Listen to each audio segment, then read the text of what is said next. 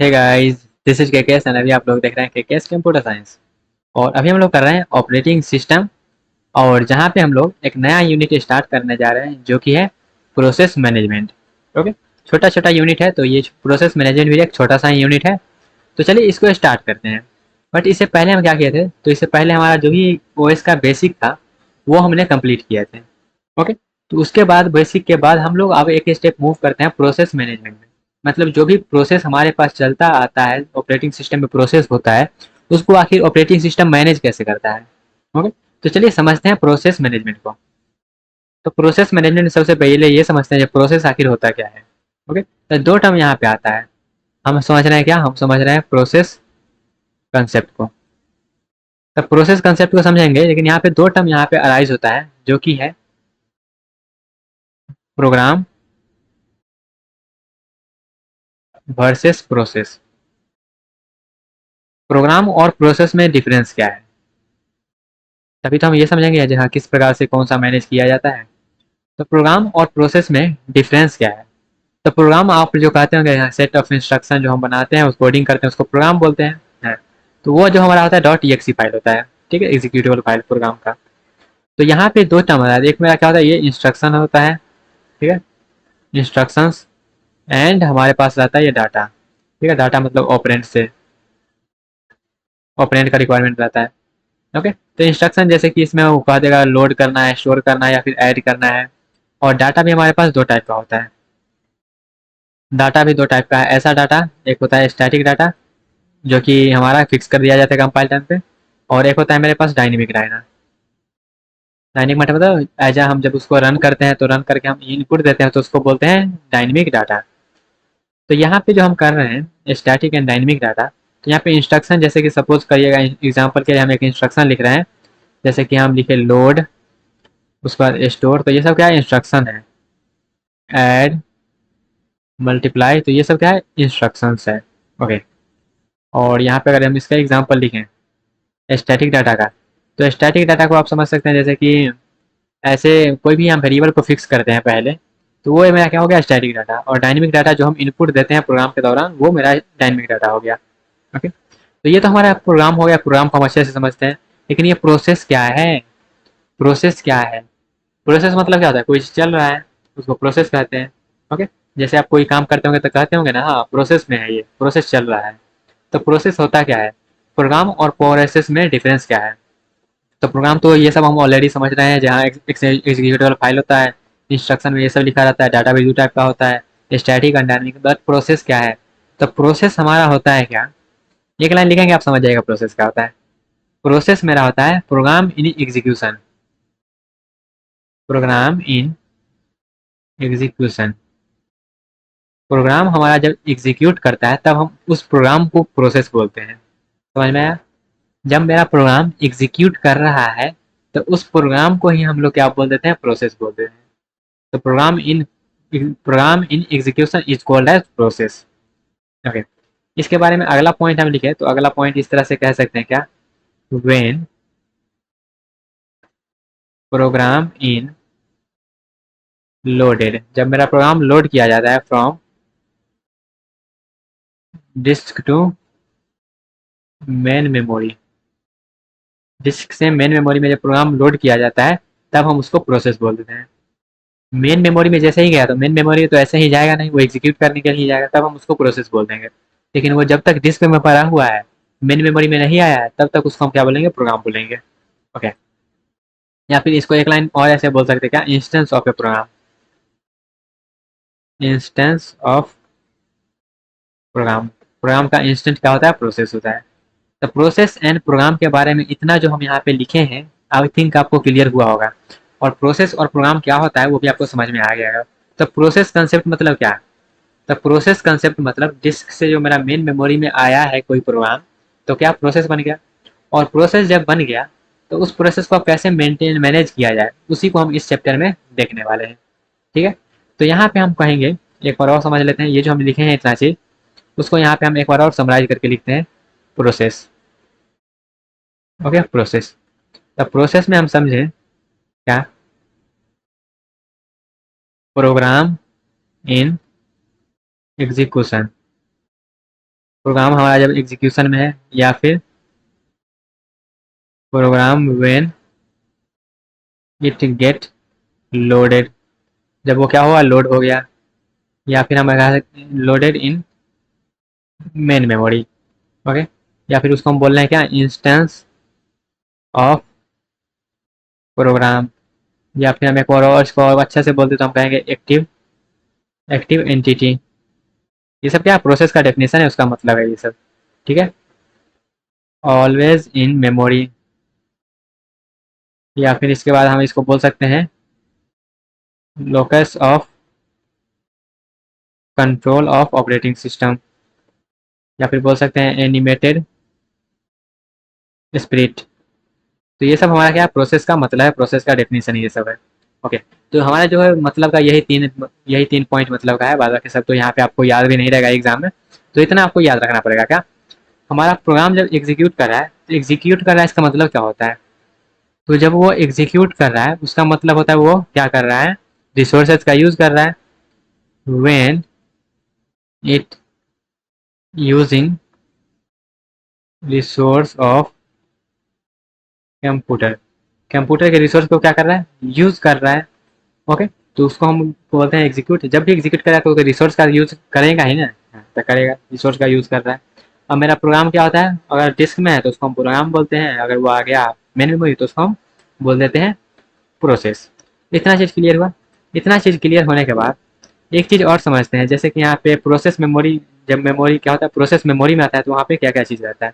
ठीक है, या फिर ऐसे समझिए जब मेरा क्या होता है प्रोसेस इन मेमोरी में रहता है तो वहाँ पे किस तरह का जो है मेमोरी का सेक्शन बना हुआ रहता है, वो समझते हैं आप।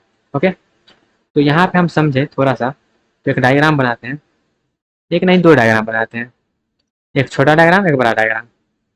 तो ये छोटा डायग्राम और उसके बाद ये थोड़ा सा बड़ा डायग्राम, और उसके बाद कुछ कुछ सेक्शन भी बना देते हैं। जैसे ये मेरा एक सेक्शन हो गया। ओके, एंड देन एक और हम ये बना देते हैं सेक्शन,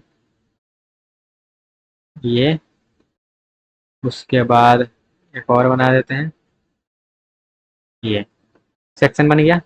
अब इस सेक्शन में कुछ कुछ हम लिख देते हैं, जैसे कि ये मेरा क्या है, और ये जो है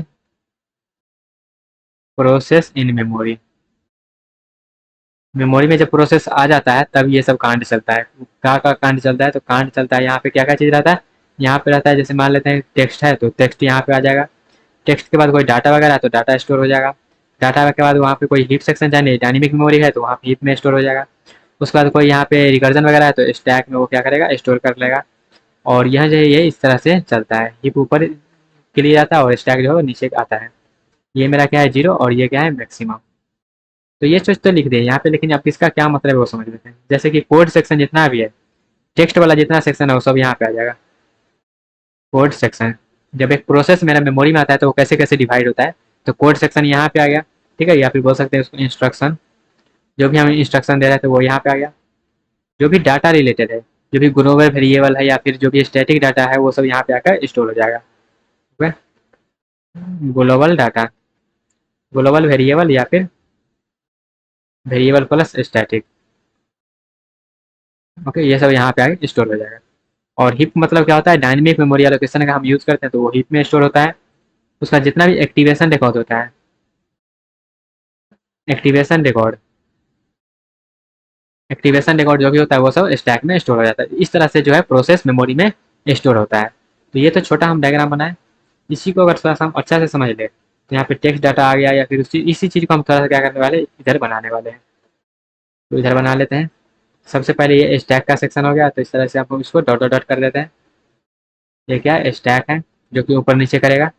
और उसके बाद यहाँ पे बना लेते हैं, ये क्या है, हीप सेक्शन है। ये हीप है, ये जाएगा ऊपर और ये जाएगा नीचे इस तरह से। ठीक है, स्टैक में जब भी स्टोर होगा तो वो क्या करेगा, इसके नीचे स्टोर करेगा, क्योंकि वहाँ पे क्या होता है वो लिपो पे काम करता है। ये हीप में स्टोर हो गया। और हीप के बाद यहाँ पे जो भी मेरा अनइनिशियलाइज डाटा है वो यहाँ पे स्टोर होगा, अनइनिशियलाइज डाटा, अनइनिशियलाइज डाटा यहाँ पे स्टोर हो जाएगा। उसके बाद जो भी मेरा इनिशियलाइज डाटा है, इनिशियलाइज डाटा यहाँ पे स्टोर हो जाएगा। एंड उसके बाद जो भी मेरा टेस्ट है, जो भी इंस्ट्रक्शन वगैरह है सब यहाँ पे स्टोर हो जाएगा। ओके, तो आई होप आपको ये जो समझ में आया होगा। तो यहाँ पे ये जो है ये है लो मेमोरी एड्रेस, और ये जो है ये है हाई मेमोरी एड्रेस।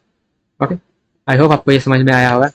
बस कुछ नहीं है, बस एक दूसरे से रिलेटेड चल रहा है। जैसे सबसे पहले हम क्या समझे, हम सबसे पहले समझे प्रोसेस क्या होता है और प्रोग्राम क्या होता है। वो समझने के बाद हम ये देखें, जब मेमोरी में मेरा प्रोग्राम आता है तो क्या बन जाता है, प्रोसेस बन जाता है। तो वो जो प्रोसेस बना उसमें कैसे कैसे वो जो इंस्ट्रक्शन वगैरह कैसे कैसे डिवाइड करते हैं मेमोरी में, और मेमोरी के किस सेक्शन में कौन सा चीज़ जाता है, तो वो यहाँ पे हम समझ लिए। और यहाँ पे समझने के बाद हम ये देखते हैं, जब यहाँ पे आ गया तो प्रोसेस पे कौन कौन सा ऑपरेशन जो है परफॉर्म किया जा सकता है। प्रोसेस पे जब मेमोरी में आ गया मेरा प्रोसेस, और वो सब जगह पे भी क्या होगा, डिस्ट्रीब्यूट हो गया।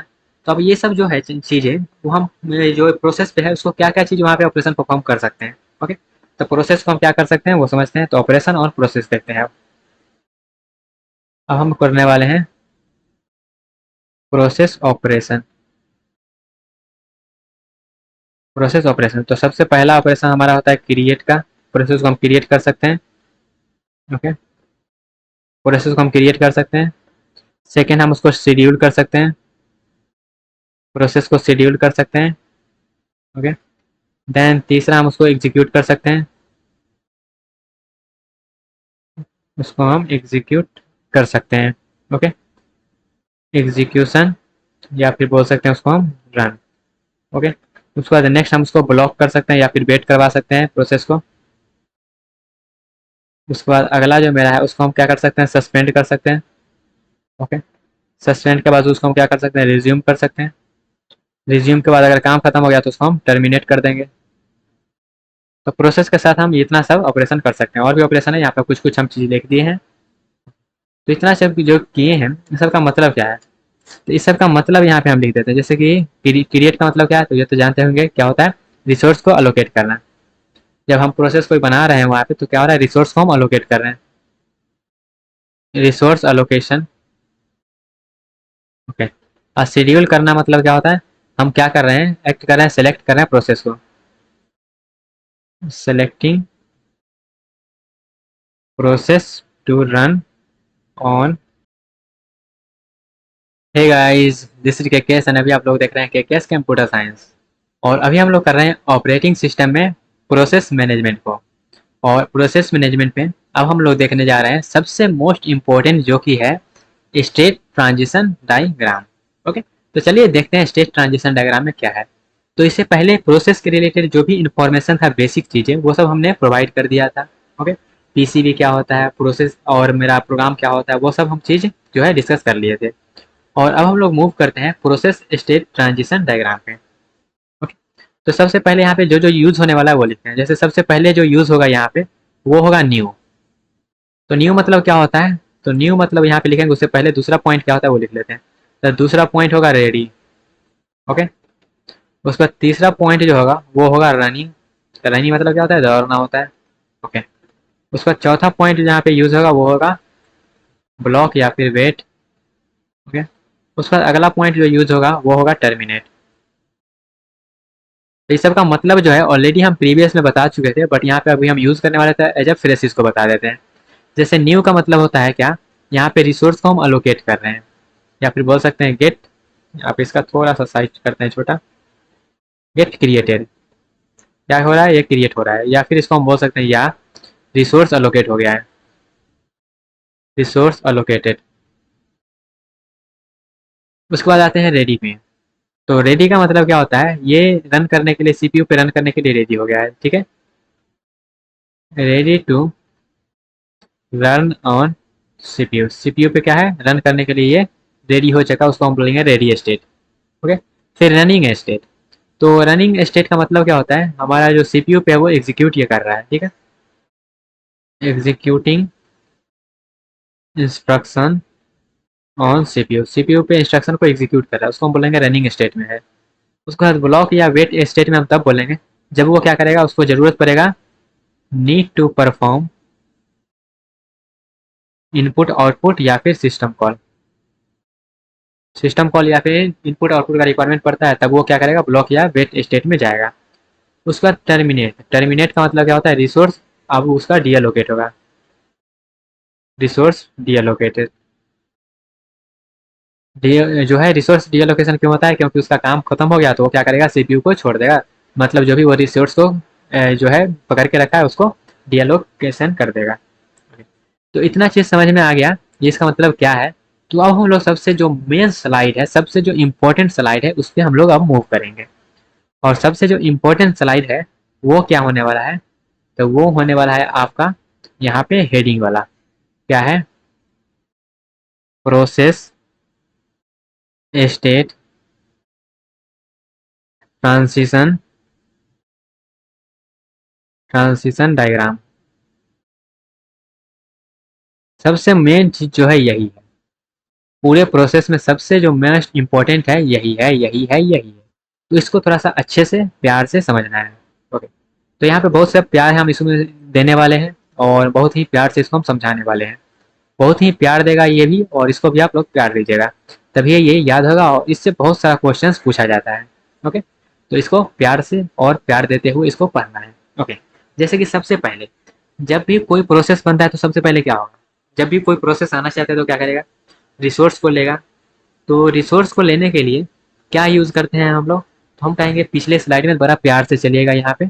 ओके, तो जब भी हम क्या करेंगे, कोई भी प्रोसेस आएगा तो कोई भी प्रोसेस आएगा तो रिसोर्स को तो लेगा ही। जब रिसोर्स को अलोकेट करेंगे तो उसको हम बोलेंगे क्या, वहाँ पे न्यू स्टेट आएगा। तो सबसे पहले हम यहाँ पे क्या करते हैं, न्यू स्टेट दे देते हैं। सबसे पहले हम क्या करते हैं, न्यू स्टेट, बहुत ही प्यार से, बहुत ही प्यार से न्यू स्टेट बना दिए। ओके, ये क्या हो गया, ये हो गया न्यू स्टेट। और जब प्रोसेस आ गया तो प्रोसेस आने के बाद क्या करेगा, प्रोसेस आने के बाद क्या करेगा, वो कहाँ जाएगा, तो प्रोसेस आ गया तो आने के बाद वो जाएगा सीपीयू पे एग्जीक्यूट करने के लिए जाएगा। और सीपीयू पर जब एग्जीक्यूट करने के लिए जाता है तो क्या करता है, जो प्रोसेस आ गया वो न्यू क्रिएट भी हो गया, क्रिएट होने के बाद क्या करेगा, वो रेडी स्टेट में जाएगा ताकि वो सीपीयू पे जाके एग्जीक्यूट कर पाए। ऐसे नहीं करना है डायरेक्टली हमको सीपीयू पे एग्जीक्यूट करने के लिए मिल जाएगा, पहले उसको तैयार होना पड़ेगा, रेडी होना पहले पड़ेगा, जो हाँ सीपीयू पे आप जाने के लिए तैयार हैं। तो पहले तैयार होगा, उसके बाद वो दौड़ेगा, मतलब रनिंग करेगा सीपीयू पे। ओके, तो ये हो गया। तो इसके बाद ये है मेरे पास न्यू स्टेट, यहाँ पे लिखते जाते हैं साथ में। ये क्या है, ये है न्यू। ये हो गया, न्यू के बाद कहाँ जाएगा, वो जाएगा रेडी पे। न्यू के बाद कहाँ जाएगा, न्यू के बाद जाएगा वो रेडी पे। तो ये रेडी पे भेज देते हैं। ये क्या है, रेडी, ये सब जो हम बना रहे हैं सर्कल सर्कल, ये सब स्टेट्स है। ओके, न्यू पे आ गया, तो ये आ गया, न्यू से रेडी पे आ गया। और रेडी के बाद यहाँ पे हम क्या करते हैं, एरो डायग्राम भी साथ में बनाते जाते हैं। ओके, यहाँ क्या होगा, न्यू से रेडी पे आ गया। न्यू से रेडी के आने पर अब क्या क्या होगा, रेडी भी हो गया। रेडी होने के बाद क्या करेगा, रनिंग करेगा। तो रनिंग करवा देते हैं। ओके, अब ये क्या करेगा, रनिंग कर लेगा। तो बहुत ही प्यार से बनाइएगा और यही आपको याद होना चाहिए, जैसे जैसे बना रहे हैं वैसे वैसे याद करिएगा। रेडी से क्या हुआ, ये चल जाएगा जो है रनिंग स्टेट पे, हाँ रनिंग स्टेट पे भेज देते हैं। तो ये हो गया रनिंग स्टेट पे। और रनिंग स्टेट पे कब जाएगा, रनिंग स्टेट पे कब जाएगा, जब इसको शेड्यूल कर दिया जाएगा। जब इसको क्या किया दिया जाएगा, शेड्यूल कर दिया जाएगा, तब ये जाएगा रनिंग स्टेट पे। तब हम क्या कर रहे हैं, इसको हम इसको शेड्यूल कर दे रहे हैं। ओके, इसको जब हम शेड्यूल कर दे रहे हैं तो यहाँ पे हम बना देते हैं थोड़ा सा डायग्राम। ओके, तो यहाँ पे कौन सा डायग्राम बना है, किस प्रकार से बना है, तो यहाँ पे ऐसे ही बना देते हैं, छोड़िए उसको। ओके, ये क्या होगा, इसको हम क्या किए, इस तरह से पहुँचा दिए। तो ये क्या हो रहा है, यहाँ पे ये शेड्यूल हो जा रहा है। यहाँ पे इसको हम क्या करते हैं, शेड्यूल कर देते हैं। ओके, शेड्यूल या फिर इसको हम डिस्पैचर भी बोलते हैं। उसके बाद मान लेते हैं ये रनिंग कर रहा है, और ये जो हम बना रहे हैं मल्टी प्रोग्रामिंग के लिए बना रहे हैं, ये क्या हो रहा है, रनिंग कर रहा है। और रनिंग करते करते मान लेते हैं, मान करते हैं, सपोज करते हैं इससे ज़्यादा कोई प्रायोरिटी का टास्क आ गया। जैसे ये वाला एग्जीक्यूट कर रहा है कोई प्रोग्राम, और वहाँ पे मान लेते हैं कोई ज़्यादा इससे प्रायोरिटी वाला टास्क आ गया, तो क्या करना पड़ेगा, इसको प्रीएम्प्ट करना पड़ेगा, क्योंकि ये है मल्टी प्रोग्रामिंग है। तो प्रीएम्प्ट मतलब क्या होता है, फिर से इसको हम क्या करेंगे, रेडी स्टेट में भेज देंगे। अब इसका काम कंप्लीट नहीं हुआ है, अभी इसका काम कंप्लीट नहीं हुआ है, लेकिन इससे ज़्यादा इंपॉर्टेंट वर्क आ गया था। जैसे आप मान लेते हैं क्या कुछ कर रहे हैं, ठीक है, और उससे ज़्यादा इंपॉर्टेंट वर्क कोई आ जाएगा, तो क्या करिएगा, उस काम को वहीं पे छोड़ दीजिएगा और उस पहले उसको कंप्लीट कर लीजिएगा। तो हम क्या करेंगे, अगर कोई इंपॉर्टेंट काम आ गया तो उसको हम क्या करेंगे, उसको हम रेडी स्टेट में भेज देंगे फिर से, और फिर से क्या करेंगे, जो नया आया है उसको हम एग्जीक्यूट करवा देंगे। तो ये कब होगा, जब पीछे कब आएगा, तो पीछे आएगा जब क्या होगा, वो प्रीएम्प्ट होगा। जब क्या होगा, प्रीएम्प्ट हो जाएगा, या फिर बोल सकते हैं वो टाइम के रिलेटेड प्रीएम्प्ट हो गया, या फिर कोई प्रायोरिटी के रिलेटेड वहाँ पे कोई नया प्रायोरिटी कोई बड़ा प्रायोरिटी का वहाँ पे आ गया है। ओके, और ये कब हुआ, ये हो गया शेड्यूल हो गया तब। ठीक है, शेड्यूल को हम लोग डिस्पैच भी बोलते हैं। ठीक है, तो वो भी लिख देते हैं डिस्पैच। ओके, तब वो ऊपर जाएगा। इतना चीज़ हो गया। और मान लेते हैं ये रनिंग हो गया। रनिंग होने के बाद ये अपना पूरा काम कंप्लीट कर लिया। जब पूरा काम कंप्लीट कर लिया तो कहाँ जाएगा, पूरा काम कंप्लीट कर लिया तो मेमोरी को डीएलोकेट करेगा। मीन्स वो क्या हो जाएगा, वो टर्मिनेट हो जाएगा। उसके बाद ये हो गया हमारे पास टर्मिनेट का स्टेट। यहाँ पे इसका थोड़ा सा थिकनेस बढ़ा देते हैं। ओके, ये हो गया टर्मिनेट। ओके, ये हो गया जब उसका पूरा काम क्या होगा, कंप्लीट हो गया, तो वो क्या हो गया, टर्मिनेट हो गया। और ये कब होगा, ये तब होगा जब इसका पूरा काम कंप्लीट हो जाएगा तब। ओके, और ये भी साथ में लिखते जाते हैं। ये जब न्यूज से क्या हुआ, जब प्रोग्राम क्रिएट हुआ तो वो रेडी स्टेट में आ गया। क्रिएट होने के बाद जो शेड्यूल हो गया तो वो रनिंग स्टेट में आ गया। रनिंग से जब उसका क्या होगा, काम कंप्लीट हो गया। कंप्लीट होने के बाद क्या गया, वो टर्मिनेट हो गया। अब देखिएगा, इतना चीज़ तो हो गया, इतना बेसिक चीज़ है। अब बेसिक चीज़ में थोड़ा सा हम क्या करते हैं, कुछ कुछ यहाँ पे केसेस घुसेरते हैं इसमें। तो केसेस जब हम घुसेर रहे हैं इसमें, तो सबसे पहला केस सुनिएगा। सबसे पहला ये हम कह रहे हैं, मान लेते हैं वो रनिंग स्टेट में है, और रनिंग स्टेट में होते होते क्या हो गया, उसको इनपुट आउटपुट का रिक्वायरमेंट हो गया। जब उसको इनपुट आउटपुट का रिक्वायरमेंट हो गया तो वो क्या करेगा, क्या करेगा, सीपीयू को छोड़ को इनपुट आउटपुट के पास जाएगा। तो वो जब सीपीयू को छोड़ रहा है तो उसको हम लोग बोलेंगे क्या, जब सीपीयू को छोड़ के कहीं जा रहा है तो उसको हम बोलेंगे वो कहाँ जाएगा, वो जाएगा ब्लॉक स्टेट में। वो कहाँ जाएगा, वो जाएगा ब्लॉक स्टेट में। ओके, तो ये क्या हो रहा है, ये सीपीयू को छोड़ रहा है और सीपीयू को छोड़ने के बाद आ रहा है कहाँ पे, ब्लॉक या फिर वेट स्टेट में। ब्लॉक या फिर वेट। ओके, और ब्लॉक और वेट स्टेट में आएगा तो यहाँ पे हम इस तरह से इसका डायग्राम भी बना देते हैं, जब उसको इनपुट आउटपुट का रिक्वायरमेंट पड़ेगा तब। ओके, तो यहाँ पे लिख भी देते हैं इनपुट आउटपुट, इनपुट आउटपुट या फिर सिस्टम कॉल, और सिस्टम कॉल, सिस्टम कॉल। उसके बाद जैसे मान लेते हैं ब्लॉक स्टेट में है अभी, और ब्लॉक स्टेट में उसका काम हो गया, इनपुट आउटपुट का वो काम पूरा कर लिया। जब इनपुट आउटपुट का काम पूरा कर लेगा तब कहाँ जाएगा, तब वो डायरेक्टली रन करने के लिए सीपीयू पे नहीं जाएगा, क्योंकि सीपीयू पे तब तक कोई और रन कर रहा होगा। तो वो फिर से कहाँ जाएगा, तो वो फिर से जाएगा आपका रेडी स्टेट में। तो उसको हम फिर से भेज देते हैं कहाँ, रेडी स्टेट में। जब क्या होगा, इनपुट आउटपुट का काम जो है वो कंप्लीट हो जाएगा तब। तो यहाँ पे लिख भी देते हैं क्या, इनपुट आउटपुट क्या हो गया, कंप्लीट हो गया। तब क्या करेगा, वो फिर से रेडी स्टेट में चला जाएगा। इनपुट आउटपुट या फिर बोल सकते हैं और सिस्टम कॉल जब कंप्लीट हो जाएगा तब क्या करेगा, वो फिर से रेडी स्टेट में गया।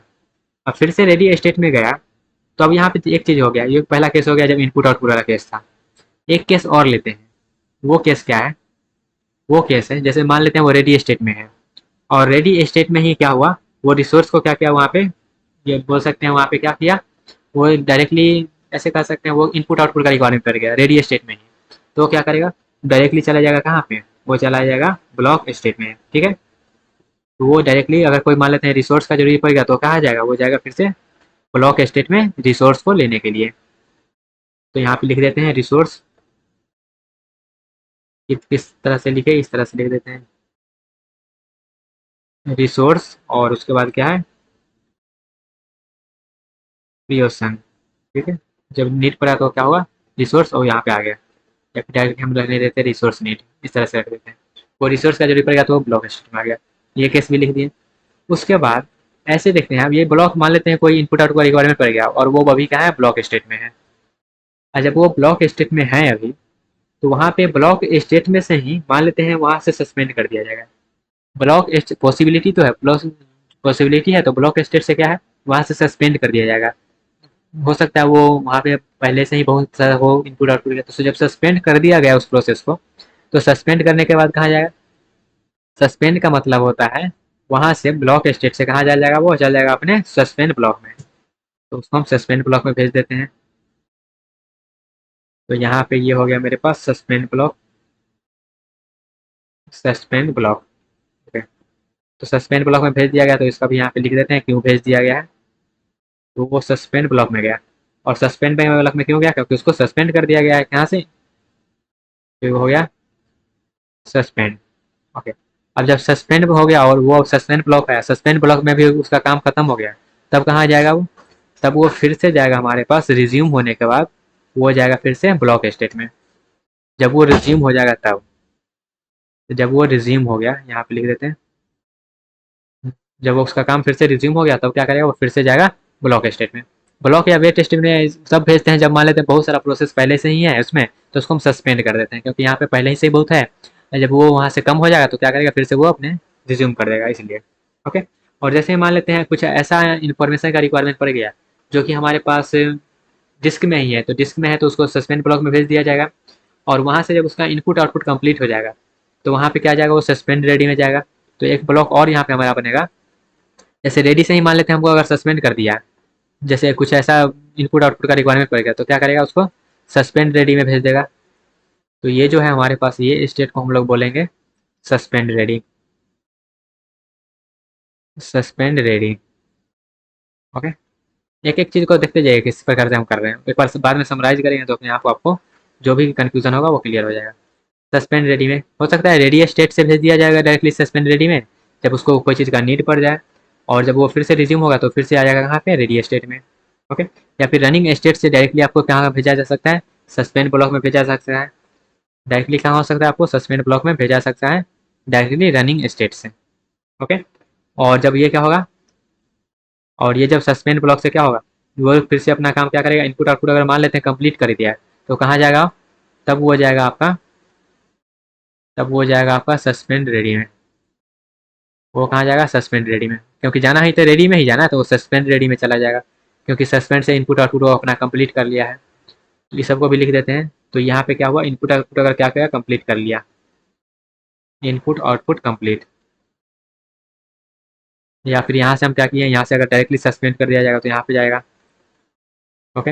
या फिर यहाँ से डायरेक्टली आपको सस्पेंड कर दिया जाएगा तो यहाँ पे जाएगा। और डायरेक्टली फिर से यहाँ पे अगर रिज्यूम कर दिया है, रिज्यूम कर दिया तो फिर से क्या होगा, रेडी स्टेट में आ जाएगा। तो इतना चीज़ जो यहाँ पे हम किए हैं, यही आपका है state transition diagram. State transition diagram यही है आपका। और ये जो चीज़ यहाँ पे हम इतना चीज़ लिखे हैं, ये आपको याद रहना चाहिए। ओके। ये चीज़ आपको याद रहना चाहिए। ओके। तो अब यहाँ पे हम करते हैं क्या, यहाँ पे एक बार आप समराइज करते हैं। जैसे कि सबसे पहले हम क्या होगा, कोई भी प्रोसेस हम करेंगे तो क्या होगा, सबसे पहले क्रिएट होगा प्रोसेस। कोई नया प्रोसेस क्या हुआ, क्रिएट हुआ। जब नया प्रोसेस क्रिएट होगा तो क्या करेगा, रेडी स्टेट में जाएगा, तो उसको हम रेडी स्टेट में भेज दिए। एंड रेडी स्टेट में भेजने के बाद वो क्या करेगा, अगर उसको शेड्यूल कर दिया जाएगा तो शेड्यूल कर दिया जाएगा, तो वो क्या होगा, रनिंग स्टेट में जाएगा। और किस प्रकार से शेड्यूल किया जाता है उसको हम सीपीयू शेड्यूलिंग में देखने वाले हैं। तो शेड्यूल करने के बाद वो गया रनिंग स्टेट में। और रनिंग स्टेट में जाने के बाद अगर वो अपना काम कंप्लीट कर देता है तो वो चल जाएगा टर्मिनेट स्टेट में, मतलब वो अपना काम खत्म कर चुका है। ओके। तो इतना हुआ बेसिक स्टेट ट्रांजिशन डायग्राम। और उसी में अब कुछ कुछ केसेस आता है, जैसे कि मान लेते हैं, अब इसको हटाते हैं, इतना को, इतना चीज़ तो क्लियर हो गया, रनिंग, रेडी एंड टर्मिनेट। उसके बाद अब देखिएगा, अभी रनिंग स्टेट में है सपोज करते हैं, और उससे जो कोई ज़्यादा इंपॉर्टेंट काम आ गया तो क्या करेगा, वो प्रीएम्प्ट कर जाएगा जो भी रनिंग कर रहा है। तो प्रीएम्प्ट करने के बाद फिर से कहाँ जाएगा, रेडी स्टेट में आ गया, तो रेडी स्टेट में भेज दिए। ओके। तो ये केस भी क्लियर हो गया। उसके बाद अब मान लेते हैं वो कोई चीज़ अभी रन कर रहा है, कोई भी प्रोसेस जो है वो रन कर रहा है, एंड रन करने के बाद उसको इनपुट आउटपुट का रिक्वायरमेंट हो जाता है, तो वो कहाँ जाएगा, इनपुट आउटपुट का रिक्वायरमेंट होगा तो वहाँ पे सीपीयू पे तो बैठ के इनपुट आउटपुट का काम करेगा नहीं, तो सीपीयू पे बैठ के इनपुट आउटपुट का काम नहीं करेगा, तो उसको भेज दिया जाएगा ब्लॉक वेट या फिर वेट स्टेट में। तो ब्लॉक एंड वेट में वो जाके अपना इनपुट आउटपुट का कंप्लीट कर लेगा। अगर कंप्लीट कर लेता है तो उसको फिर से जो है वो रेडी स्टेट में भेज दिया जाएगा, और फिर से वो रेडी स्टेट से सेम काम कंप्लीट जो है फिर से अपना वो कंटिन्यू करने लगेगा। ओके। तो ये रहा इनपुट आउटपुट का केस। एंड अगर मान लेते हैं वो अभी ब्लॉक स्टेट में है, अभी वो ब्लॉक स्टेट में है और ब्लॉक स्टेट में ही उसको सस्पेंड कर दिया जाए। वो सस्पेंड इसलिए किया जाता है ताकि मान लेते हैं बहुत सारा प्रोसेस जो है पहले से ही इनपुट आउटपुट का काम कर रहा है, उसमें पहले से ही जो है, तो वहाँ पे अगर जगह वगैरह नहीं रहता है तो वहाँ पे उसको सस्पेंड करके सस्पेंड ब्लॉक में भेज दिया जाता है। या फिर कुछ ऐसा इनपुट आउटपुट का रिक्वायरमेंट है जो कि डिस्क में है, तो उसको सस्पेंड ब्लॉक में भेजा जाता है ताकि वो डिस्क से अपना इन्फॉर्मेशन ले सके। तो सस्पेंड करने के बाद वो सस्पेंड ब्लॉक में जाता है, और सस्पेंड ब्लॉक में जाने के बाद वहाँ से अगर इनपुट आउटपुट अपना कंप्लीट कर लिया है तो उसको डायरेक्टली भेजा जाता है सस्पेंड रेडी में। डायरेक्टली उसको भेजा जाता है सस्पेंड रेडी में। और सस्पेंड रेडी से मेरा जो है अगर रिज्यूम कर देते हैं तो वो क्या होगा, डायरेक्टली रेडी स्टेट में आ जाएगा। ओके। और रेडी स्टेट से भी अगर हम क्या करते हैं, सस्पेंड करते हैं, तो वो सस्पेंड होने के बाद भी वो सस्पेंड रेडी में ही जाता है, फिर से वहाँ पे जो अगर रिज्यूम करते हैं तो वो रिज्यूम में आते हैं। ओके। और उसके बाद अगर ऐसा नहीं है, इस केस में ऐसा नहीं जाएगा तो क्या होगा, अगर इनपुट आउटपुट वाला रिक्वायरमेंट नहीं था, किसी और चीज़ के लिए उसको सस्पेंड ब्लॉक में भेजा गया था, तो फिर से जब वो एग्जीक्यूट करेगा तो फिर से वो वेट या ब्लॉक में आएगा, इस तरीका से आएगा। और वहाँ से आने के बाद फिर से वो अपना जब काम कंप्लीट करेगा तो फिर से वो रेडी स्टेट में जाएगा और फिर से वो शेड्यूल करेगा, फिर से वो अगर मान लेते हैं काम कंप्लीट कर लिया तो टर्मिनेट कर जाएगा। ओके, इतना चीज़ हो गया। उसके बाद इतना सब केस क्लियर। उसके बाद एक केस और बचा हुआ है, उस केस को भी देख लेते हैं। ओके। उसके बाद अगर मान लेते हैं रनिंग स्टेट में ही है और रनिंग स्टेट से ही उसको सस्पेंड कर दिया जाए तो वो क्या चल जाएगा, सस्पेंड रेडी में चल जाएगा, इस तरह से। तो ये भी आपको जो स्टेट आना चाहिए। ओके, तो गाइस ये रहा ओवरऑल पूरा प्रोसेस स्टेट ट्रांजिशन डायग्राम, जो यहाँ पे आपको दिख रहा होगा रंगीन कलर से। तो यहाँ पे जो भी चीज़ है वो जैसे जैसे हम लाइन बाय लाइन बनाए हैं और जैसे जैसे अभी समझाएं उसी तरह से आपको याद रहना चाहिए और उसी तरह से एग्जाम में आपको बनाना होगा। ओके। और किस तरह से कौन सा काम कर रहा है, जैसे जैसे एक्सप्लेन किया गया उसी तरह से उसको वहाँ पे आपको एक्सप्लेन करके लिखना पड़ेगा। ओके। आई होप आपको ये सब कुछ समझ में आया होगा। तो थोड़ा सा और यहाँ पे इसको अगर और अच्छे से समझ लें तो इसी चीज़ को हम थोड़ा सा आगे बढ़ाते हैं। ओके, इसी चीज़ को, यही स्टेट ट्रांजिशन डायग्राम को थोड़ा सा आगे बढ़ाते हैं और इसको थोड़ा सा पहले पतला कर लेते हैं क्योंकि बहुत ही मोटा लिख रहा है। ओके, तो यहाँ पे कुछ कुछ नोट पॉइंट लिख देते हैं। जैसे कि सबसे पहला एज लॉन्ग, ओके, स्पेलिंग को थोड़ा सा करेक्ट कर लेते हैं। ऑज लैंग एज प्रोसेस, जितना लंबा प्रोसेस रहेगा, is in ready state, ready plus running plus block states, it is in main memory. ये जितना चीज़ हो रहा है वो सब कहाँ रहेगा, वो मेन मेमोरी में रहेगा। जो भी स्टेट आपको दिख रहा होगा वो सब वहाँ पे मेन मेमोरी में रहेगा। दूसरा पॉइंट, यहाँ पे जो है बहुत सारा रेडी ब्लॉक हो सकता है। क्या, there can be many ready block process, यहाँ पे बहुत सारा जो है रेडी ब्लॉक हो सकता है। तीसरा, मैक्सिमम नंबर ऑफ जो है मेरा कितना यहाँ पे हो सकता है, मैक्सिमम, ये जो है यहाँ पे हैश इसका बोलते हैं number of running process depends on number of CPU. जितना सीपीयू रहेगा उतना वो रनिंग प्रोसेस होता रहेगा। ठीक है, अगर एक सीपीयू है तो वो एक ही प्रोसेस को एक बार में रनिंग कर सकता है। ओके, आई होप आपको क्लियर होगा। उसके बाद यहाँ पे अगर हम यूनी प्रोग्रामिंग ऑपरेटिंग सिस्टम का बात करें, ये तो हम बात कर लिया मल्टी प्रोग्रामिंग का। ये जो है यहाँ पे हेडिंग में दे देते हैं, ये क्या है, मल्टी प्रोग्रामिंग के लिए है। अगर यूनिक प्रोग्रामिंग का बात करें तो उसका भी बना लेते हैं, उसका छोटा सा ही होगा। यूनिक प्रोग्रामिंग में क्या है, कोई तो रेडी स्टेट होता नहीं है, वहाँ तो कोई वेट करना है नहीं, एक आएगा और एक को वो एग्जीक्यूट करेगा। तो एक आया, एक को क्या किया, एग्जीक्यूट कर दिया। अगर वो कंप्लीट करेगा तो टर्मिनेट करेगा, अगर कंप्लीट नहीं किया है तो वहाँ पे कोई इनपुट आउटपुट का रिक्वायरमेंट हो गया तो उसको क्या करेगा, ब्लॉक या ब्लॉक में भेजेगा, ब्लॉक या वेट करने के लिए। तो अगर वो क्या है, न्यू है, अगर क्रिएट कर दिया तो क्या हुआ, वो डायरेक्टली रनिंग में आएगा। यहाँ पे रनिंग रेडी नहीं होता है, यहाँ पे रेडी स्टेट नहीं होता है, क्योंकि यहाँ पे क्या है, यूनी प्रोग्रामिंग है, एक बार में एक ही को एग्जीक्यूट करेगा और उसको ही कंप्लीट करेगा। और ये टर्मिनेट हो गया। उसके बाद ये क्या है, ब्लॉक या फिर वेट। ओके, उसके बाद यहाँ पे एरो डायग्राम बना लेते हैं। जैसे मेरा क्या हुआ, क्रिएट हो गया, क्रिएट कर लिया तो डायरेक्टली रनिंग हो जाएगा। अगर वो क्या किया, कंप्लीट कर लिया तो वो टर्मिनेट कर जाएगा। अगर रनिंग से ही मेरा इनपुट आउटपुट का रिक्वायरमेंट हो गया तब क्या करेगा, वो ब्लॉक कर देगा। और इनपुट आउटपुट अगर कंप्लीट हो गया तो वो क्या करेगा, फिर से रनिंग स्टेट में भेज दिया जाएगा। तो ये जो चीज़ हम बनाए हैं इसको बोलते हैं process state transition diagram of uniprogramming operating system. ये जो है यूनि प्रोग्रामिंग ऑपरेटिंग सिस्टम का प्रोसेस स्टेट ट्रांजिशन डायग्राम है। ओके, आई होप आपको ये सब क्लियर हुआ होगा। और इसी के रिलेटेड बहुत सारा क्वेश्चन जो है पूछा जाता है और आपको ये थियोरटिकल क्वेश्चन भी यहाँ से बन सकता है और आपको दे सकता है कि किस तरह से हो सकता है। एक यहाँ पे अगर आपको इम्पोर्टेंट पॉइंट बता दें कि जब भी आप प्रोसेस कोई भी स्टेट ट्रांजिशन डायग्राम में अगर आप वहाँ पे रेडी स्टेट देख रहे हैं तो वो वहाँ पे रेडी स्टेट को देख के ही समझ जाना है, जो वो है मल्टी प्रोग्रामिंग ऑपरेटिंग सिस्टम का स्टेट ट्रांजिशन डायग्राम। अगर कोई भी स्टेट ट्रांजिशन डायग्राम में रेडी स्टेट नहीं रहता है तो वहाँ पे उसको एज ए कंसीडर करना है unique programming operating system. Okay, तो ये रहा की, जिससे आपको ये पता चल सकता है ये यूनिक प्रोग्रामिंग है या फिर multi programming. Okay, I hope आपको ये सब क्लियर हो गया होगा। तो गाइज अभी हम किए हैं बस जो इसका स्टेट ट्रांजिशन डायग्राम है उसको कंप्लीट किए हैं, और उसमें बहुत सारा उसका टर्मिनोलॉजी समझे हैं, किस तरह से उसको बनाना है वो समझ लिए हैं। और अब हम नेक्स्ट पार्ट में करने वाले हैं जो इसका बचा हुआ पार्ट है, शेड्यूलर क्या होता है, डिस्पेसर क्या होता है, शिफ्टिंग क्या होता है, वो सब चीज़ को हम देखने वाले हैं। ओके, तो उसके बाद मेरा प्रोसेस स्टेट ट्रांजिशन डायग्राम में प्रोसेस वाला जो है प्रोसेस मैनेजमेंट वो भी आपको क्लियर हो गया होगा। तो एक प्रोसेस को किस प्रकार से मैनेज किया जाता है ये डायग्राम आपको बता देगा। ठीक है, जैसे जैसे हमारा जो है प्रोसेस एग्जीक्यूट करता है, रन करता है, रेडी रहता है, सब कुछ आपको ये डायग्राम बता देगा। उसके बाद जो भी बचा हुआ है शेड्यूलिंग एंड डिस्पैचर उसको भी हम देख लेंगे अपने नेक्स्ट पार्ट में। ओके गाइस, तो मिलते हैं गाइस अपने अगले पार्ट में। Hey guys, this is KKS and अभी आप लोग देख रहे हैं केकेएस कंप्यूटर साइंस, और अभी हम लोग कर रहे हैं ऑपरेटिंग सिस्टम में प्रोसेस मैनेजमेंट टॉपिक को। और प्रोसेस मैनेजमेंट में इससे पहले हमने जो भी उसका स्टेट ट्रांजिशन डायग्राम था मल्टी प्रोग्रामिंग के लिए and uniprogramming operating system के लिए हमने कंप्लीट कर लिया था।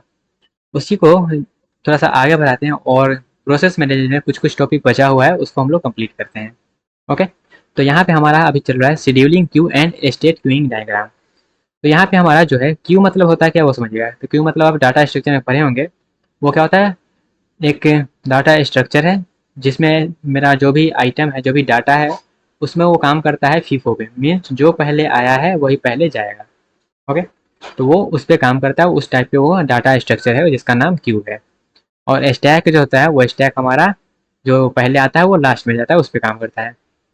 तो क्यू मतलब यहाँ पे क्या है, यहाँ पे दो टाइप का होगा। जैसे मान लेते हैं एक हमारा क्या था, ऑन डिस्क वाला क्यू, जहाँ पे हम क्या कर रहे थे, सस्पेंड कर दे रहे थे वो वाला, एंड मेरा एक मेमोरी वाला था। तो दो चीज़ है यहाँ पे। ओके, तो ये दो चीज़ को समझते हैं सबसे पहले। तो यहाँ पे हमारे पास डिस्क वाला जो था वहाँ पे दो चीज़ था। एक हम तब डिस्क पे जा रहे थे जब हमको इनपुट आउटपुट का रिक्वायरमेंट पड़ रहा था, तब हमको जब इनपुट आउटपुट का रिक्वायरमेंट पड़ रहा था तब जा रहे थे आईओ का। एंड जब हमको सस्पेंड कर दिया जा रहा था तब हम जा रहे थे सस्पेंड। और क्यू मतलब यहाँ पे क्यू से समझिएगा, ठीक है। और इनपुट आउटपुट क्यू, या फिर जब जब को उसको भेज दिया रहा था।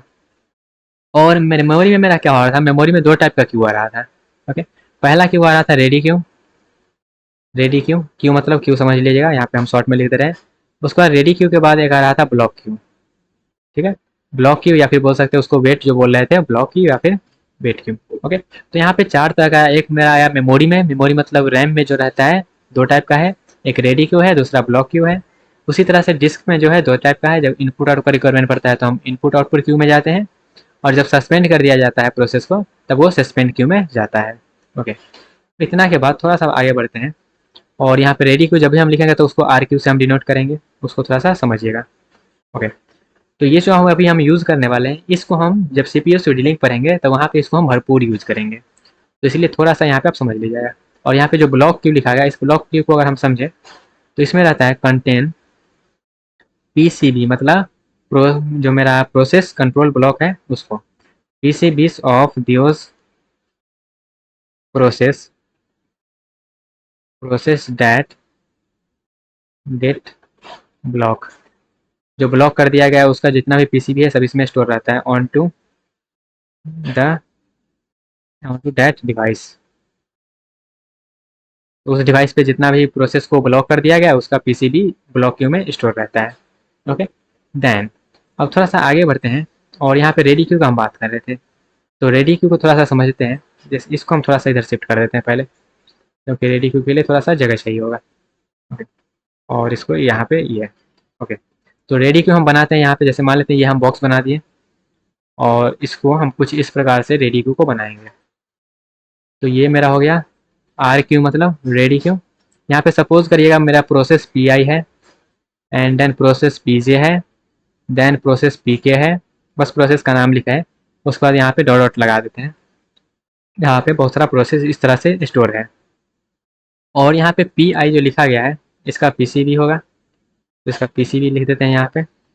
यहाँ पे क्या होगा, P C B of I, then इसका होगा पी सी बी ऑफ, क्योंकि हर एक जो प्रोसेस है उसका पी सी बी अपना खुद का होता है इसलिए। ये हो जाएगा पी सी बी ऑफ आई, ये हो जाएगा पी सी बी ऑफ जे, ये हो जाएगा पी सी बी ऑफ के। उसी तरह से पी सी बी सबका अपना अपना रहता है। तो यहाँ पे रेडी क्यू के बारे में हम एक जो है पॉइंट लिखते हैं, और वो पॉइंट क्या है, ready queue contain, ready queue में क्या रहता है, तो रेडी क्यू में contain list of PCB of ready process. Ready process, जितना भी प्रोसेस रेडी रहता है उस सब का पीसीबी को कंटेन किया रहता है रेडी क्यू में। तो ये भी पॉइंट थोड़ा सा याद रखेगा, जो पीसीबी जो रेडी क्यू रहता है, रेडी क्यू में रहता है क्या है, तो रेडी क्यू में जितना भी प्रोसेस है जो रेडी है एग्जीक्यूट करने के लिए, उस सब का प्रोसेस का पीसीबी उसमें स्टोर रहता है। ओके, जैसे यहाँ पे पी आई लिखे हैं मतलब प्रोसेस आई का पीसीबी वहाँ पे स्टोर रहेगा, पी जे लिखे हैं वहाँ पे पी जो है प्रोसेस जे का पीसीबी स्टोर रहेगा, इस तरह से। और इसी को थोड़ा सा हम समझे नेक्स्ट पेज में, इसको नेक्स्ट पेज में ले चलते हैं गाइस। ओके ओके, तो यहाँ पे हम रेडी क्यू का बात कर रहे थे, रेडी क्यू। तो रेडी क्यू में यहाँ पे हम अब थोड़ा सा बॉक्स बॉक्स बना देते हैं, जैसे पीसीबी इसका हुआ आई का, ये हुआ जे का, और ये हुआ के का, और जितना भी रहेगा सबका यहाँ पे पीसीबी स्टोर रहेगा। और यहाँ पे ये सब क्या है, रेडी क्यू में स्टोर है, तो ये रेडी क्यू है मेरा, ये है ready Q R Q. Okay, तो यहाँ पे है पीसीबी ऑफ आई स्टोर, और यहाँ पे जो है स्टेट में इस तरह से रहेगा, और उसके बाद ये जो है पीसीबी ऑफ जे यहाँ पर भी रहेगा, जो एक दूसरे से लिंक करके रखा है, ये इसको इससे लिंक रहेगा, और ये जो है इससे लिंक रहेगा। जितना भी पीसीबी है वो सब आपस में क्या रहेगा, क्यू के फॉर्मेट में लिंक रहेगा एक दूसरे से। और यहाँ पे ये किसी से नहीं है तो यहाँ पे कुछ नहीं रहेगा, कोई लिंकिंग यहाँ पे नहीं रहेगा। तो इस तरह से मेरा रेडी क्यू रहता है। आई होप आपको क्लियर हो गया होगा। और क्यू मतलब क्या होता है, जो पहले आया है वही पहले जाएगा, मतलब जो रेडी स्टेट में पहले आया है जो प्रोसेस, वही प्रोसेस पहले एग्जीक्यूट होने के लिए जाएगा। तो वहाँ पे हम ये समझेंगे कौन से हम जो है एल्गोरिथम का यूज़ कर रहे हैं, कैसे सीपीयू पे हम भेज दे रहे हैं, तो वो हम सीपीयू शेड्यूलिंग जब करेंगे तब वहाँ पे समझेंगे। लेकिन फिलहाल के लिए क्यू का जो फीचर है वो यही है, जो पहले आया है वही पहले जाएगा। ओके, तो ये रेडी क्यू हो गया। उसके बाद हम थोड़ा सा जॉब क्यू का बात करें। तो जॉब क्यू मतलब ये जो हम यहाँ पे लिख रहे थे, ये जो है यहाँ पे इसको जॉब क्यू भी बोलते हैं, जॉब क्यू। तो थोड़ा सा इसका बात कर लेते हैं। ओके, उसके बाद सस्पेंड क्यू का भी बात कर लेंगे। और उसके बाद यहाँ पे एक और बचा हुआ है जो कि है ये ब्लॉक क्यू। तो ब्लॉक क्यू को भी देख लेते हैं यहाँ पे। ये तो हो गया, ब्लॉक क्यू को समझते हैं। तो यहाँ पे क्या होगा, ब्लॉक क्यू फॉर्मेट में ये स्टोर रहेगा, तो इस तरह से इसको हम स्टोर कर देते हैं। ओके ओके, ये कहाँ आ गया, इसके ऊपर आना है, कॉपी हो जा भाई, हो गया कॉपी। ओके, और ये सब को रहेगा यहाँ पे, ये भी इसका, एंड देन ये, उसके बाद ये। तो ये जो हम बना रहे हैं ये इसका बना रहे हैं। ओके, यहाँ पे ये जो है हम इसका समझ रहे हैं अभी। ओके, ये जो है ये वाला क्यू, ब्लॉक क्यू, इसका हम समझ रहे हैं। ओके, यहाँ पे ये लाइनिंग से आप समझ जाइएगा। उसके बाद यहाँ पे और क्या क्या चीज़ है, तो यहाँ पे हमारा क्या होगा, डी क्यू, जैसे मान लेते हैं डी क्यू 1 है, ये हमारे पास डी क्यू 2 है, और ये डी क्यू 3 है। ओके, और यहाँ पे जो है process P A, P B, P K, और यहाँ पे इसका क्या है, आई सी डी 1।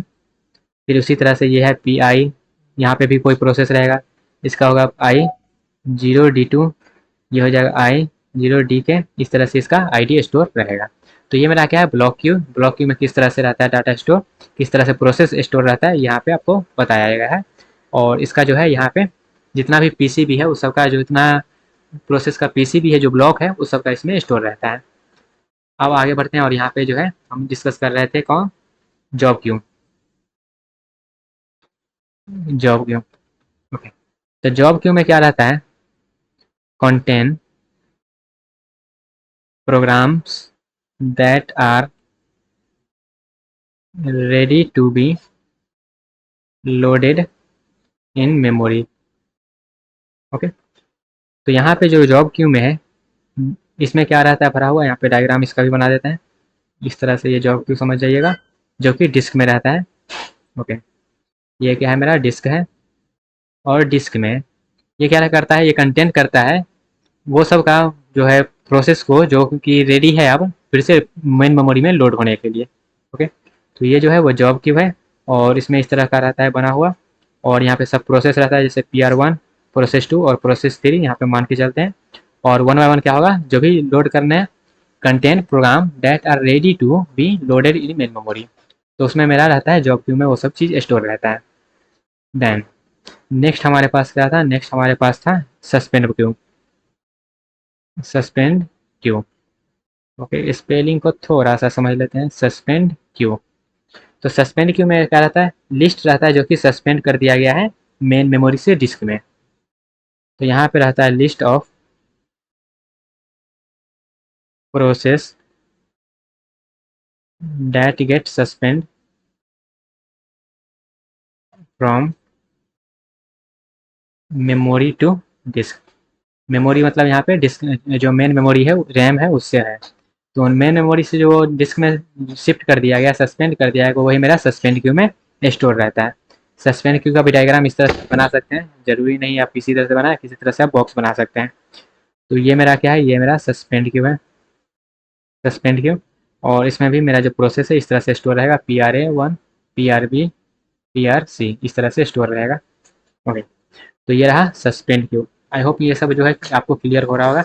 अब यहाँ पे एक फाइनल डायग्राम बनाते हैं, उसके बाद हम ये तीनों जो भी सीखे हैं सबको एक चीज़ में हम यहाँ पे दर्शा देते हैं। ओके, तो गाइस ये क्या था, ये कहाँ से आ गया गाइस, ये तो थोड़ा सा नोट्स का जो अरेंजिंग है वो तो बिगड़ गया, ये रहना चाहिए था ऊपर, ये दोनों आ गया है नीचे। ओके, इसको भेज देते हैं गाइस ऊपर।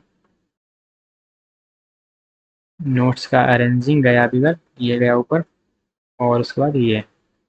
ओके, उसके बाद ये हम सीखे हैं अभी, और ये भी कंटिन्यू कर रहे हैं। Okay, done. अब थोड़ा सा हम एक डायग्राम बना लेते हैं।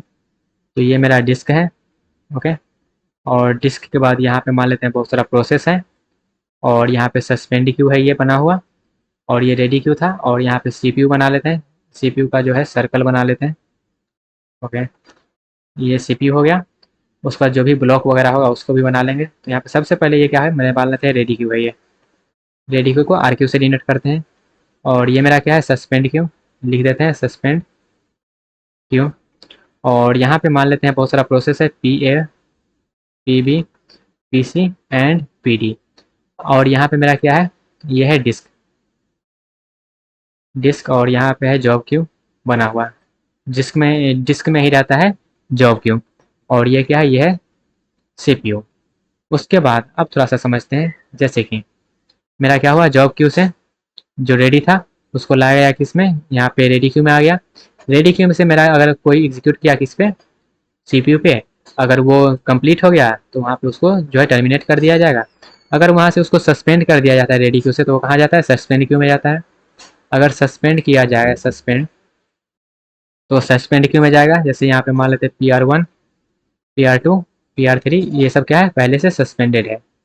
तो जब सस्पेंड रेडी क्यू से जब सस्पेंड कर देंगे तो सस्पेंड क्यू में जाएगा, और फिर से अगर वहाँ से रिज्यूम कर देते हैं तो क्या होगा, वो फिर से रेडी क्यू में आएगा। तो ये रिज्यूम कर दिए। एंड देन उसके बाद हम ये अगर मान लेते हैं CPU पे है अभी फ़िलहाल के लिए, और CPU से इस तरह का लाइन बना लेते हैं एक, CPU से मान लेते हैं इस तरह से अगर हम ब्लॉक कर दिए, या फिर इनपुट आउटपुट का रिक्वायरमेंट हो गया तो कहाँ जाएगा, ब्लॉक या फिर वेट स्टेट में। तो ये क्या है, ब्लॉक बना देते हैं इसको, PK PL और PJ। उसके बाद ये क्या है, मेरा DQ है जो वहाँ पे हम समझे थे। उसके बाद यहाँ पे एक और है मेरा ये वाला, जो कि है इवेंट क्यू। ये मेरा हो गया PT और PM। और यहाँ पे अगर इनपुट आउटपुट मेरा कंप्लीट हो गया, इनपुट आउटपुट का रिक्वायरमेंट है तो इनपुट आउटपुट लेगा, और इनपुट आउटपुट लेने के बाद फिर से कहाँ जाएगा, वो जाएगा रेडी स्टेट में।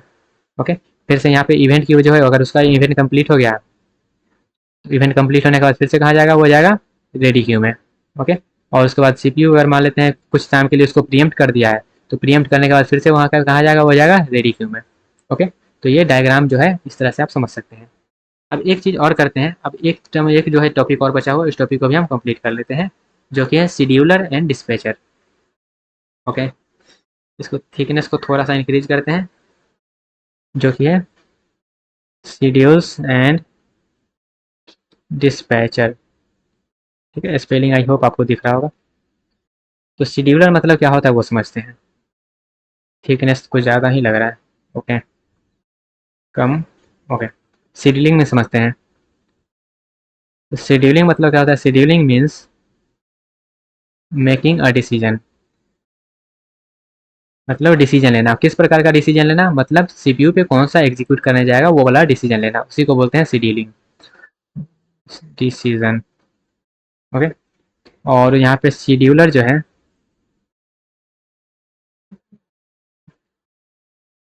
Scheduler is a component of operating system that makes decision.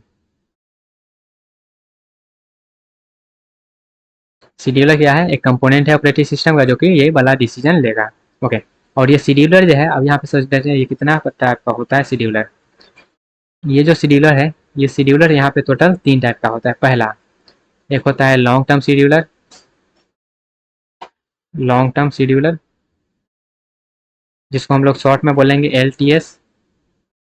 दूसरा हमारे पास होता है short term scheduler, short term scheduler जिसको हम लोग शॉर्ट में बोलेंगे एसटीएस। एंड दूसरा तीसरा मेरा होता है medium term scheduler, medium term scheduler, इसको शॉर्ट में हम लोग बोलेंगे एम टी एस। ओके। तो 3 टाइप का शेड्यूलर हमने देखा, long term scheduler, short term scheduler and medium term scheduler. अब ये सब का मतलब क्या है वो समझते हैं। ये जो हमारा लॉन्ग टर्म शेड्यूलर है, ये ऑपरेट करता है जॉब क्यू पे, ऑपरेट ऑन जॉब क्यू। ये जॉब क्यू पे ऑपरेट करता है और जॉब क्यू हमारा आता है वो डिस्क में रहता है। ओके। उसके बाद है शॉर्ट टर्म शेड्यूलर। तो शॉर्ट टर्म शेड्यूल जो है वो ऑपरेट करता है रेडी क्यू में। मीन्स इसको हम इस प्रकार से कह सकते हैं। पहले ये लॉन्ग टर्म का शेड्यूलर का समझते हैं। यहाँ पे थोड़ा सा एक डायग्राम भी बनाना पड़ेगा। ओके। तो छोटा सा डायग्राम भी बना लेते हैं। मीन्स इस तरह से, जैसे ये लॉन्ग टर्म शेड्यूलर क्या करता है? ऑपरेट करता है क्यू, जॉब क्यू पे। तो मतलब ये मेरा न्यू स्टेट है, और न्यू स्टेट से अगर हमको कोई रेडी स्टेट में लाना है, ये हुआ रेडी स्टेट, तो वहाँ पे कौन सा काम करता है? तो वहाँ पे काम करेगा ये लॉन्ग टर्म शेड्यूलर। इसका मतलब ये हुआ। देन उसके बाद नेक्स्ट में आते हैं शॉर्ट टर्म शेड्यूलर में। तो शॉर्ट टर्म शेड्यूलर को हम लोग सीपीयू शेड्यूलर भी कहते हैं, तो यहाँ पे लिख देते हैं और करके, और सीपीयू शेड्यूलर। सीपीयू शेड्यूलर क्यों कहते हैं? क्योंकि सीपीयू पे कौन सा एग्जीक्यूट करेगा वो शॉर्ट टर्म शेड्यूलर ही बताता है। मीन्स ये क्या करता है? रेडी क्यू में रहता है और रेडी क्यू से कौन सा जो है वो रनिंग स्टेट में जाएगा वो बताता है। तो ये करता है operate on ready ready queue to decide which ready process should run next. Next अगला जो रन करने वाला है वो कौन सा रन करेगा वो बताता है मेरा शॉर्ट टर्म शेड्यूलर। ओके। जिसको हम लोग सीपीयू शेड्यूलर भी बोलते हैं। उसके बाद नेक्स्ट जो हमारे पास है उसको भी समझ लेते हैं, जो कि है मीडियम टर्म शेड्यूलर। और मीडियम टर्म शेड्यूलर को हम दूसरा नाम से बोल जानते हैं जो कि है स्वैपर। इसको शॉर्ट में एमटीएस बोलते हैं। ये क्या करता है? तो ये ऑपरेट करता है सस्पेंड क्यू पे, operate on suspend Q. Okay. I hope आपको ये क्लियर हुआ होगा। ये हमारा पास कितना शेड्यूलर है? तो 3 टाइप का शेड्यूलर है, long term, short term and medium term scheduler. और सबका अपना अपना काम है, सब अपना अपना जो जगह दिया गया है वहाँ पे वो काम करता है। जैसे लॉन्ग टर्म शेड्यूलर हो गया, वो न्यू से रेडी में ले जाता है, मतलब कह सकते हैं वो जॉब क्यू में काम करता है। एंड शॉर्ट टर्म शेड्यूलर जो है वो सीपीयू शेड्यूलर उसको कहते हैं, जो कि रेडी से कौन सा रनिंग के लिए जाएगा वो डिसाइड करता है। फिर मीडियम टर्म शेड्यूलर है जो कि हमारा जो है को जो सस्पेंड कर दिया जाता है प्रोसेस, उस पर वो काम करता है, जिसको हम लोग स्वैपर भी बोलते हैं। उसके बाद एक टर्म और आता है जो कि है डिस्पैचर, उसको भी समझ लेते हैं। ओके। डिस्पैचर, डिस्पैचर डिस्पैचर का क्या मतलब होता है उसका लिख देते हैं यहाँ पे। ये क्या करता है? स्पेलिंग को थोड़ा सा करेक्ट करना पड़ेगा। Okay. Carrying out activity of context context switching. ये क्या करता है? कंटेक्स्ट स्विचिंग एक्टिविटी को ये देखता है। कौन? Dispatcher.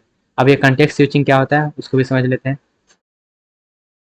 Context switching, context switching. Okay, जैसे डिस्पैचर क्या किया, डिस्पैचर जो भी कंटेक्स्ट स्विचिंग होता है उस पर वो एक्टिविटी को परफॉर्म करता है, देखता है क्या है नहीं है। और ये कंटेक्स्ट स्विचिंग क्या होता है, context switching is the activity of loading and serve, loading and saving the PCB process control block of process during a process switch on CPU। जब वो CPU पे जाता है तो वहाँ पे जो भी उसका PCB है उसको क्या करता है, वो उसमें जो भी एक्टिविटी परफॉर्म होता है उसमें वो उसको सेव करने का काम करता है कंटेक्स्ट स्विचिंग। ठीक है, उसके बाद यहाँ पे क्या है, time taken by the dispatcher to load and save PCB is known as context switching time. ठीक है, तो कंटेक्स्ट स्विचिंग क्या होता है, जितना भी टाइम लेता है डिस्पैचर लोड एंड सेव करने के लिए पीसीबी का जो भी इंफॉर्मेशन रहता है उसको उसको हम लोग बोलते हैं कंटेक्स्ट स्विचिंग टाइम, जिसको हम लोग बोलते हैं सीपीयू शेड्यूलिंग ओवरहेड, क्योंकि वो क्या होता है एक्स्ट्रा टाइम लगता है, या फिर बोल सकते हैं उसको हम डिस्पैच लेटेंसी बोलते हैं। तो ये किस तरह से परफॉर्म होता है उसको भी यहाँ पे समझ लेते हैं। जैसे मान लेते हैं ये रेडी क्यू है और यहाँ पे मेरा क्या है, ये ब्लॉक क्यू है। उसके बाद एक सीपीयू भी बना लेते हैं, इधर ये सीपीयू हो गया और ये पीसीबी का इंफॉर्मेशन, ये पीसीबी का इंफॉर्मेशन सब हो गया। अब यहाँ पे लिख लेते हैं ये है रेडी क्यू, और रेडी क्यू में मान लेते हैं ये यहाँ पे पी ए है, फिर P B, P C, P D, इस तरह से दिया गया है। और यहाँ पे जो है लोड किया गया है, जैसे मान लेते हैं पी सी एक क्या है प्रोसेस, इसको लोड करते हैं हम सी पी यू पे, तो सी पी यू पे हम लोड किए। जब सी पी यू पे इसको हम लोड कर दिए, किसको, पी सी को, पी सी को एक प्रोसेस है उसको हम सी पी यू पे लोड कर दिए। लोड करने के बाद ऐसे मान लेते हैं हम यहाँ पे फिर से पी बी को इस पर लोड करेंगे, पी बी को लोड करेंगे। अभी तो हम क्या किए हैं, पी सी को लोड कर दिए हैं। और पी सी में क्या किया, यहाँ पे जो भी इसका इन्फॉर्मेशन है किसमें, पी सी बी में जो भी कॉन्टेक्स्ट वहाँ पे है वहाँ पे देगा। एंड जो भी यहाँ पे ये क्या है मेरा ब्लॉक क्यू है, ब्लॉक क्यू बी क्यू मतलब ब्लॉक क्यू, यहाँ पे P X, P Y and P Z जो पहले से ब्लॉक करके रखा हुआ है। उसके बाद ये है मेरा क्या, ब्लॉक क्यू से फिर से कहाँ जाएगा, वो रेडी क्यू में गया। एंड उसके बाद अगर मान लेते हैं सीपीयू से कोई वहाँ पे ब्लॉक जो है सस्पेंड कर दिया जाएगा तो वो कहाँ जाएगा, इन्फॉर्मेशन सेव करके कहाँ चल जाएगा, रेडी क्यू में फिर से चला गया। तो यहाँ पे पीसी अभी मेरा क्या कर रहा है, रन कर रहा है। जब पीसी का काम खत्म हो गया तो यहाँ पे पीसी क्या होगा, हट जाएगा। और वो क्या होगा, वो सेव जो है उसका पीसीबी जो भी प्रोसेस कंट्रोल ब्लॉक है उसको सेव कर दिया जाएगा। और उसके बाद फिर से नेक्स्ट को लाया जाएगा और यहाँ से पीसी जो है वो रेडी क्यू से हट जाएगा। जैसे ही रेडी क्यू से ये पीसी जो है यहाँ पे सीपीयू पे आया वैसे ही हट जाएगा, ये तो हटा दिए। हटाने के बाद यहाँ पे क्या होगा, ये एग्जीक्यूट किया, एग्जीक्यूट करने के बाद ये क्या किया, इनपुट आउटपुट का अगर रिक्वायरमेंट हो गया तो ब्लॉक क्यू में गया, ब्लॉक क्यू में जाने के बाद अगर वो उसका काम खत्म हो गया तो वो क्या करेगा, वो अपने इन्फॉर्मेशन को सेव करेगा और काम खत्म करेगा और डिस्पैच कर देगा। तो ये जो हम किए हैं ये जो है इसको बोलते हैं डिस्पैच करना। ओके, और अब अगर मान लेते हैं सीपीयू पे है वो अपना काम खत्म कर लिया, वो टर्मिनेट कर गया, तो उसका इन्फॉर्मेशन सेव करके उसको जो है हटा दिया जाएगा। उसका जो इन्फॉर्मेशन रहता है सब जितना भी प्रोसेस है उसका इन्फॉर्मेशन रहता है पीसीबी में। ओके, तो आई होप आपको ये सब समझ में आया होगा। वैसे ये सब हम डिटेल में देखने वाले हैं जब सीपीयू शेड्यूलिंग करेंगे तब। बस अभी थोड़ा सा आपको आइडिया रहना चाहिए कंटेक्स्ट स्विचिंग क्या होता है, कंटेक्स्ट स्विचिंग का टाइम जो होता है वो क्या होता है, तो उसका भी यहाँ पे हम डेफिनेशन लिख देते हैं। कंटेक्स्ट स्विचिंग टाइम क्या होता है तो उसको भी लिख देते हैं,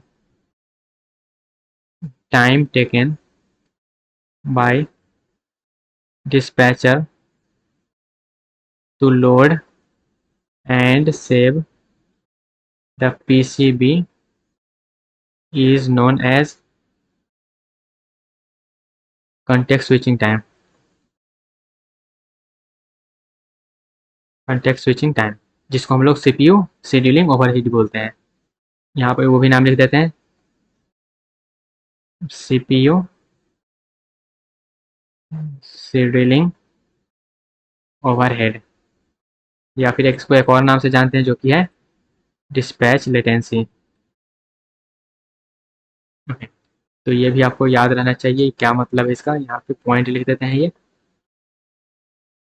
ओके, तो गाइज अभी हम क्या क्या देखे हैं, तो अभी हम बस देखे हैं जो मेरा क्यू कितने टाइप का होता है, तो क्यू देख लिए हैं। तो वहाँ पे आपको पता चला कि डिस्क में भी होता है और मेमोरी में भी होता है।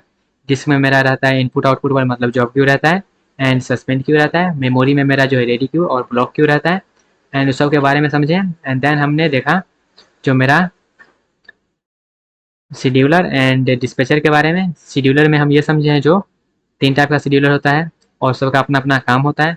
और डिस्पैचर क्या होता है, तो वहाँ पे जब ब्लॉक क्यू से मेरा फिर से रेडी स्टेट में जाता है तो वहाँ पे वो डिस्पैचर काम करता है और वो इन्फॉर्मेशन को सेव कर देता है, तो उसको हम लोग कंटेक्स्ट स्विचिंग बोलते हैं, जब इन्फॉर्मेशन पीसीबी के इन्फॉर्मेशन को जो है वो सेव कर दिया जाता है तब। ओके, उसके बाद हमने ये देखा जो कंटेक्स्ट स्विचिंग टाइम क्या होता है और उसका डिफरेंट डिफरेंट नेम क्या है। ओके गाइस, तो गाइस ये रहा ओवरऑल ऑफ प्रोसेस मैनेजमेंट। और प्रोसेस मैनेजमेंट में यहाँ पे हम एक डायग्राम बनाए थे, प्रोसेस स्टेट ट्रांजिशन डायग्राम। उसमें थोड़ा सा चलते हैं और जो है नेक्स्ट टॉपिक को इसमें रिलेट कर देते हैं। जैसे कि यहाँ पे जो मेरा है रेडी स्टेट में आ गया, रेडी स्टेट में आने के बाद वो कहाँ जाएगा, रनिंग स्टेट में जाएगा। तो रेडी से रनिंग में जाने के लिए हमको क्या करना पड़ता है, जो है शॉर्ट टर्म शेड्यूलर, जो कि जिसको हम सीपीयू शेड्यूलर भी बोलते हैं, जो सीपीयू शेड्यूलिंग है वो यहाँ पे काम परफॉर्म करेगा। तो नेक्स्ट जो टॉपिक है, रेडी स्टेट में आ गया, कोई भी प्रोग्राम मेरा जो है रेडी स्टेट में आ गया सपोज करिए, और रेडी से कैसे अब रनिंग स्टेट में कौन सा प्रोसेस पहले जाएगा, किस आधार पे जाएगा, वो सब हम सीखने वाले हैं नेक्स्ट टॉपिक, जो कि होने वाला है सीपीयू शेड्यूलिंग। ओके, तो वो मेरा जो होगा नया यूनिट टेस्ट होगा। तो उससे पहले ये सब जो है आपको थोड़ा बहुत आइडिया रहना चाहिए। ओके, वैसे उसमें कुछ कुछ एल्गोरिदम है, अगर ये सब नहीं भी जानेंगे तो थोड़ा वहाँ पे आपको बस नाम थोड़ा सा याद रखना पड़ेगा सब। वैसे अगर ये सब आपको आता है पहले से तो वहाँ पे थोड़ा सा आपको आसानी होगा और नाम बात जो है सब आपको याद रहेगा। ओके, तो वहाँ पे हमारा बहुत सारा एल्गोरिदम है, आसान आसान सा एल्गोरिदम है, सबको हम करेंगे किस तरह से हमारा जो है रेडी स्टेट से रनिंग स्टेट में कोई भी प्रोसेस को ले जाया जाता है। उससे पहले यहाँ पे जो हम अभी पढ़े हैं 3 टाइप का शेड्यूलर, तो वो शेड्यूलर को इसमें हम मेंशन भी कर देते हैं। जैसे कि यहाँ पे है लॉन्ग टर्म शेड्यूलर, तो यहाँ पे जो हम अभी डायग्राम बनाए थे जॉब क्यू, फिर ये तो जॉब क्यू से मेरा रेडी स्टेट में ले जाने का कौन सा काम करता है, तो वो करता है लॉन्ग टर्म शेड्यूलर। वो काम कौन सा करता है, तो वो करता है लॉन्ग टर्म शेड्यूलर, यहाँ पे लिख देते हैं, ये है LTS, लॉन्ग टर्म शेड्यूलर। ये काम करता है जॉब क्यू से, जो मेरा डिस्क से रेडी स्टेट में ले जाने का। ओके, फिर रेडी स्टेट से मेरा जो है सीपीयू पे ले जाने वाला कौन काम करता है, तो वहाँ पे शॉर्ट टर्म शेड्यूलर जो है वो काम करता है। Okay, short term scheduler. फिर यहाँ अगर मान लेते हैं रेडी में है और रेडी से अगर मान लेते हैं सस्पेंड हो गया, तो मेरा सस्पेंड क्यू में ले जाने का कौन सा काम करता है, तो वो करता है मीडियम टर्म शेड्यूलर, सस्पेंड वगैरह जो होता है उसको उस क्यू में ले जाने का काम करता है। ओके, तो ये रहा guys overall discussion of process management. I hope आपको सब कुछ क्लियर हो गया होगा। तो गाइस मिलते हैं अपने अगले सेक्शन में, अगले यूनिट में, जो कि होने वाला है सीपीयू शेड्यूलिंग। तो मिलते हैं गाइस अपने अगले सेक्शन में, तब तक के लिए bye bye, tata, take care and all the best.